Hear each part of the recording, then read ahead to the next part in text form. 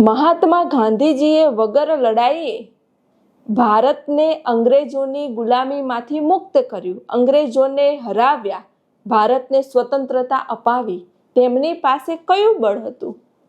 સ્થૂળ બળ હતું? તેમની પાસે સૂક્ષ્મ બળ હતું.